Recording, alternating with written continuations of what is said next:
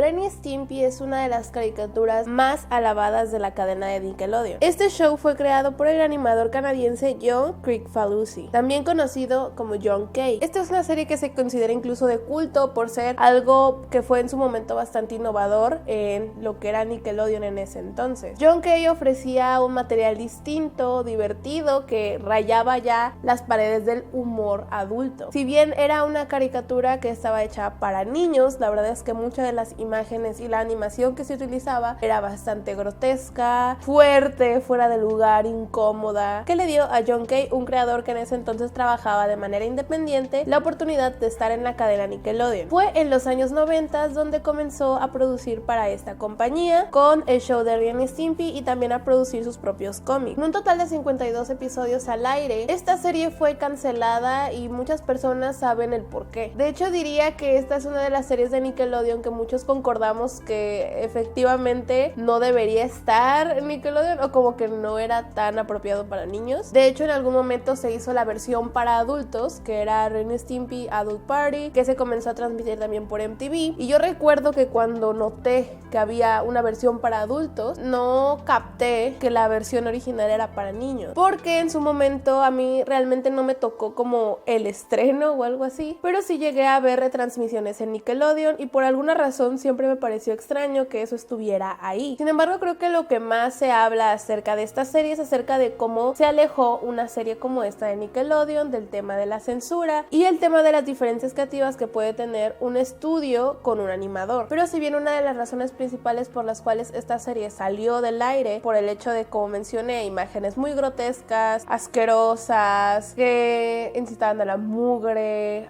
salían imágenes de baños explícitos, incluso algunas escenas un tanto violentas, incluso para la animación de ese entonces, había un público para ello. Incluso si Nickelodeon de alguna forma decidió que ya no era parte de, John Kay se llevó el título de el padre de la animación irreverente debido a esta serie. Sin embargo, mientras muchas personas les interesa el tema de la censura, el por qué de cierta forma había ciertos límites con el animador y de por qué se tenían que producir los episodios rápido, hoy voy a hablar de una temática que creo que no se toca lo suficiente, que es realmente quién era John Kay, qué sucedía detrás de esas animaciones, quiénes conformaban su equipo de trabajo realmente, y también la razón por la cual yo personalmente creo que no se le ha dado tanto reflector a este caso como por ejemplo al caso de Dan Schneider. Como mencioné, su trabajo principal fue el de Ren y Stimpy y en su momento fue despedido de Nickelodeon por diferentes diferencias creativas, como mencioné, el tema de que no fuera apropiado al 100% para niños, pero también porque la mayoría de las personas que han trabajado con él hablan de que él era una persona bastante grosera, egocéntrica y que hacía comentarios un tanto despectivos hacia otras personas. Esto no era extraño para los demás, aunque obviamente era difícil trabajar con alguien así. Te imaginas que alguien que hace este tipo de producciones, este tipo de animaciones, no va a ser la persona más linda y tierna del universo, ¿no? Asumes que es normal que sea una persona sarcástica, grosera, que haga chistes de humor negro, etc. En muchas ocasiones a él se le tildaba de racista, de homófobo y de misógino. Y investigando acerca de esto encontré varios ejemplos en donde él, por ejemplo, habla acerca de ciertas razas de manera despectiva, o que habla mal de otras producciones animadas, como por ejemplo de Ben 10, y hablaba de cómo no le gustaba el anime porque era gay. O sea, cosas de ese tipo que hasta cierto punto puedes tomártelas tal vez con humor, tomando en cuenta la clase de persona que es. A lo que voy es que no formaba ninguna expectativa a que fuera a ser alguien bueno y sano, pero creo que lo que muchos no esperaban de él fueron las acusaciones de pederastia y pedofilia que él llegó a afrontar.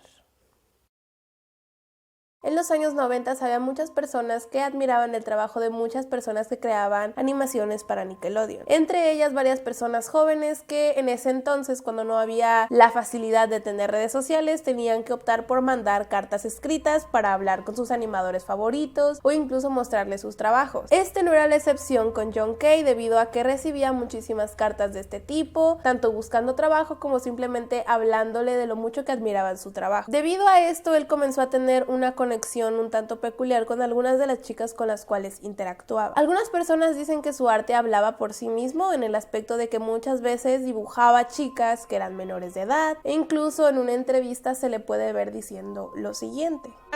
Look for a comic book. This is the characters. You can see them here.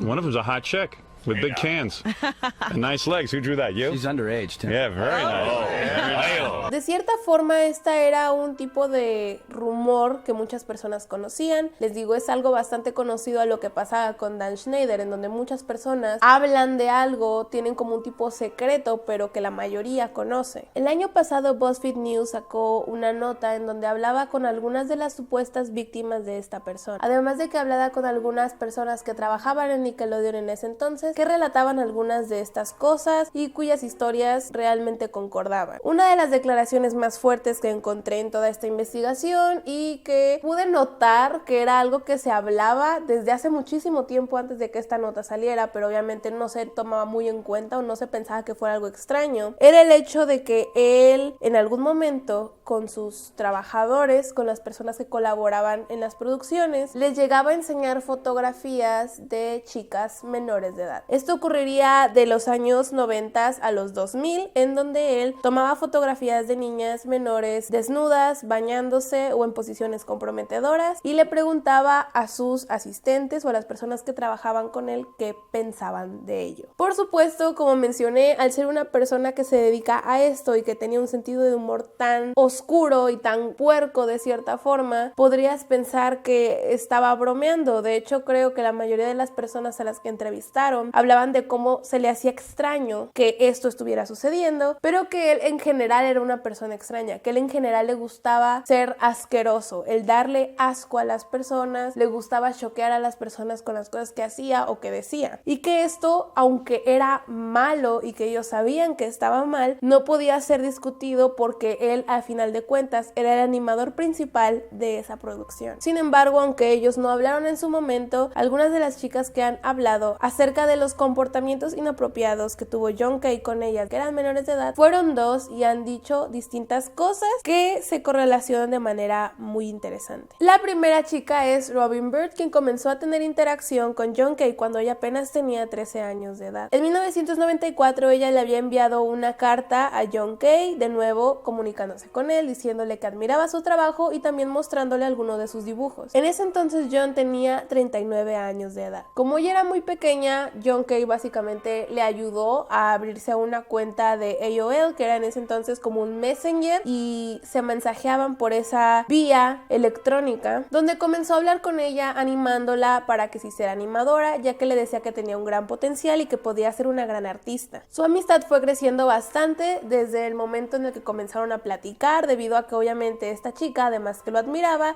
recibía consejos de alguien que estaba trabajando en Nickelodeon. Si esto es algo grande en estos momentos, imagínense en los 90s, que era como la época dorada de los Nicktoons. La relación se volvió tan estrecha que John Kay llegó a visitarla hasta Tucson, Arizona, a su casa. Con el tiempo agarraron tanta confianza que él decidió llevarla a su estudio en Los Ángeles. Esto era para que viera su espacio de trabajo, conociera cómo podría llegar a trabajar después cuando fuese animadora, y hablaron un poco acerca de su futuro, básicamente insinuándole que podría darle un espacio en la cadena Nickelodeon. Sin embargo, fue en este viaje cuando empezaron los abusos. Ella dijo que en el mismo viaje, en una habitación de puerta corrediza de vidrio que conducía a su piscina, él le tocó los genitales a través de su pijama, mientras ella yacía congelada en una manta que había colocado en el piso. Para esto, ella tenía 16 años.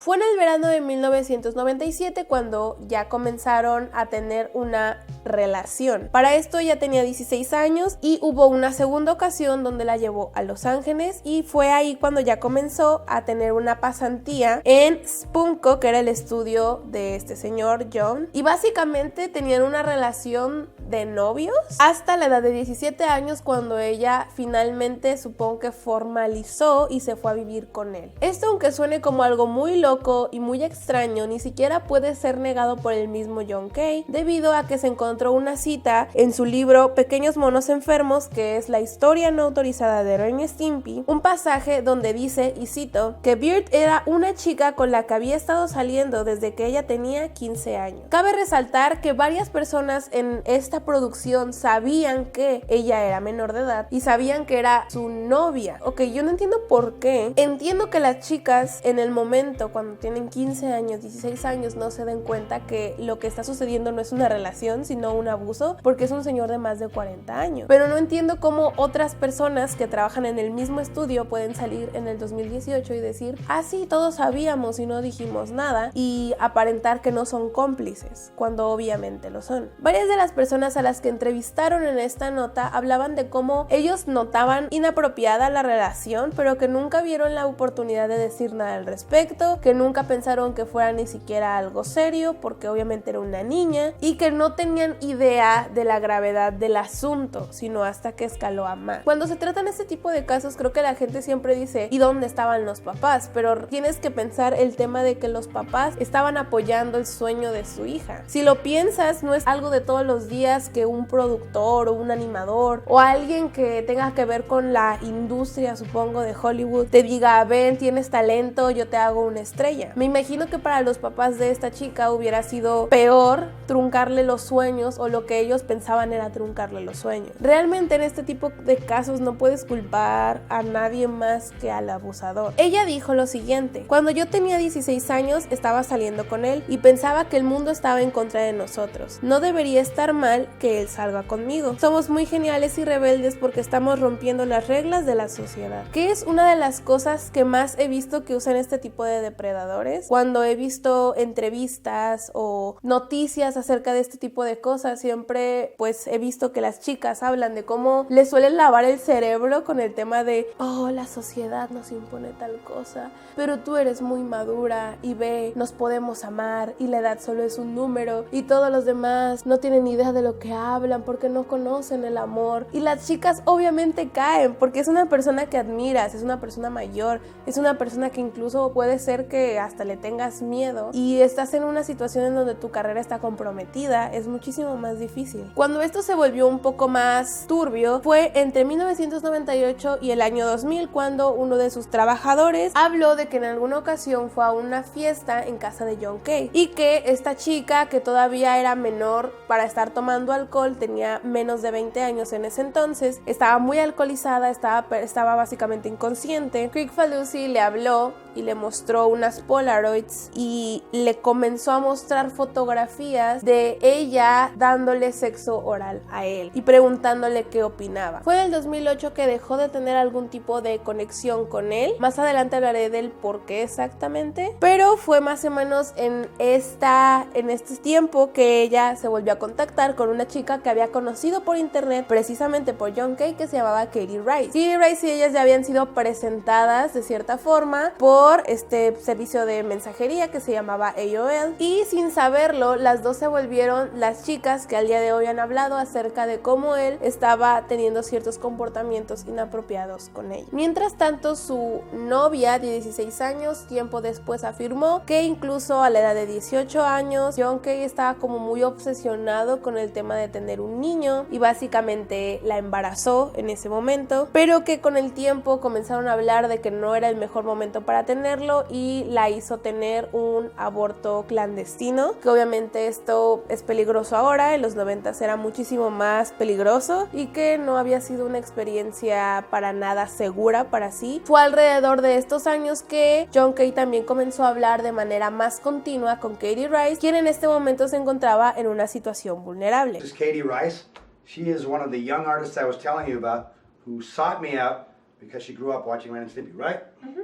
Katie Rice fue la segunda víctima que comenzó a hablar acerca de esto abiertamente. Katie afirma que en ese momento ella tenía apenas 17 años y que básicamente estaba bastante triste y vulnerable ya debido a que la habían rechazado de una escuela de arte. La primera vez que ellos habían entablado conversación, como mencioné, era únicamente por IOL, cuando ella tenía la edad de 14 años. Desde esta edad ellos comenzaban a mandarse cartas y después a chatear por este medio, pero una de las cosas que también destacan mucho es que él le mandaba cosas por paquetería, juguetes obviamente de la franquicia, mercancía de Nickelodeon, algunos dibujos, cartas, una foto como esta que pueden ver aquí que dice para Katie de Package Boy, que es del chico del paquete, obviamente implicando algo doble sentido con una niña de 14 años. Investigando acerca de las conversaciones que tenían, resulta que en varias ocasiones él le decía cosas doble sentido. Por ejemplo, le hablaba de que había soñado cosas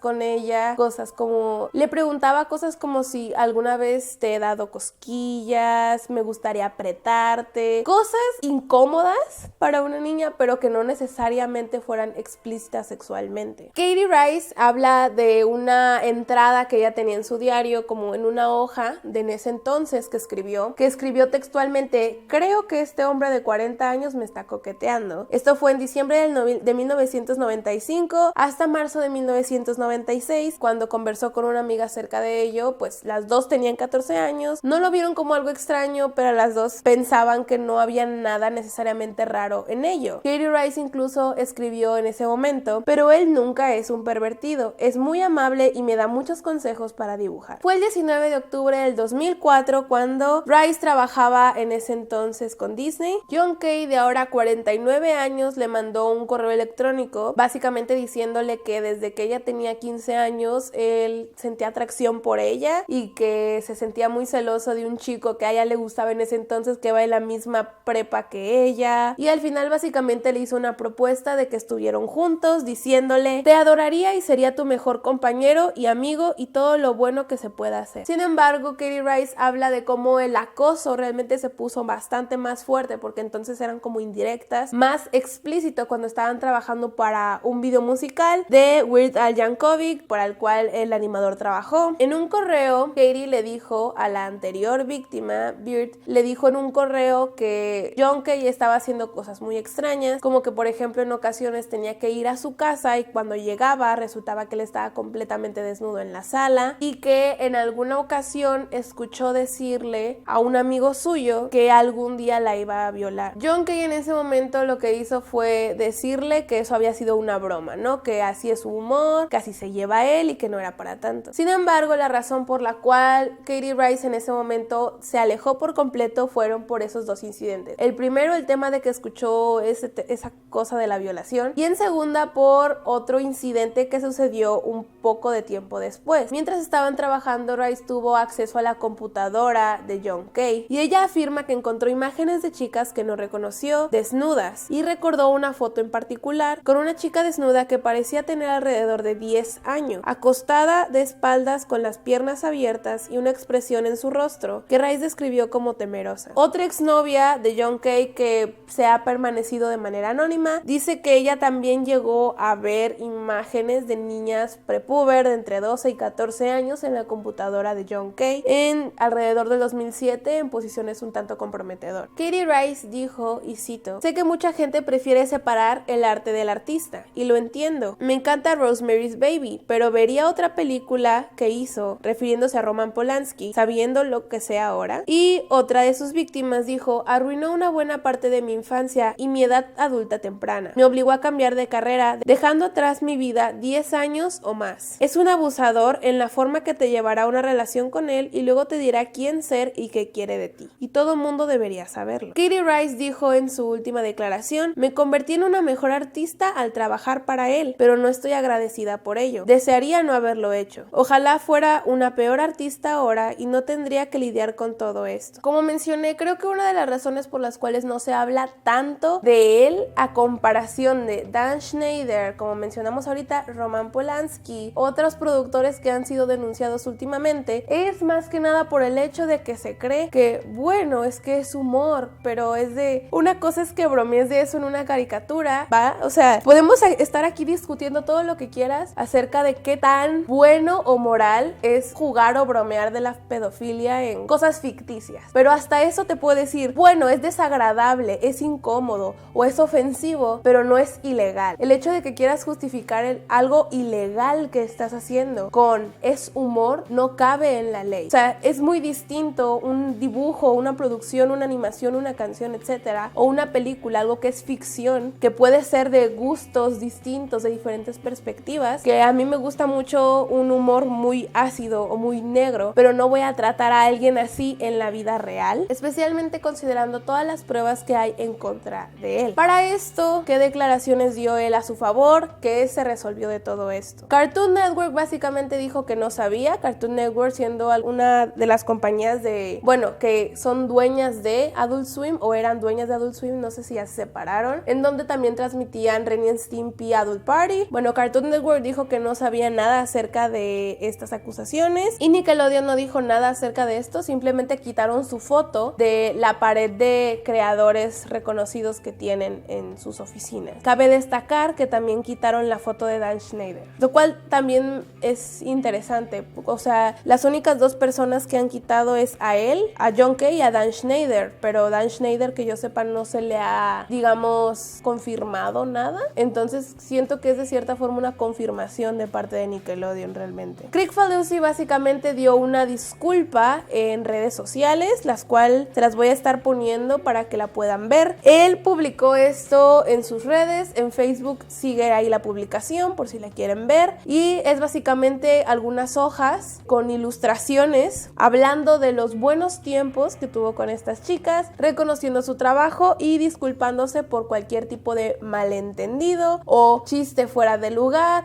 básicamente diciendo no era en serio, pero disculpa que te haya ofendido. En esta carta básicamente comienza a disculparse, pero también explica el hecho de que en este periodo de tiempo, cuando sucedió todo esto, había sido diagnosticado con bipolaridad. Entonces esto también le cayó mal a muchas personas que tienen bipolaridad y básicamente comenzaron a decir que eso no tiene nada que ver con el hecho de que no conozcas lo que está mal, que no conozcas lo que es el abuso sexual o el tal cual, eran niñas de 13 años, no me vas a decir el hecho de que hice algo en un momento, sabes, borde, en donde hice algo muy impulsivo. O sea, estos fueron años y años de estar buscando a menores de edad, fotografías que le encontraron en sus computadoras, conversaciones que él mantenía con estas chicas, declaraciones de muchas personas. Eso no es un error. Y algo que también desagradó es que después de su disculpa, las siguientes hojas de su supuesta disculpa son ilustraciones de estas chicas y él hablando de los buenos tiempos que pasó con ellas. Y yo siento que si eres un tipo de más de 50 años y te acuerdas de las chicas con las que estuviste cuando ellas tenían 13 a 16, 18 años y los llamas buenos tiempos,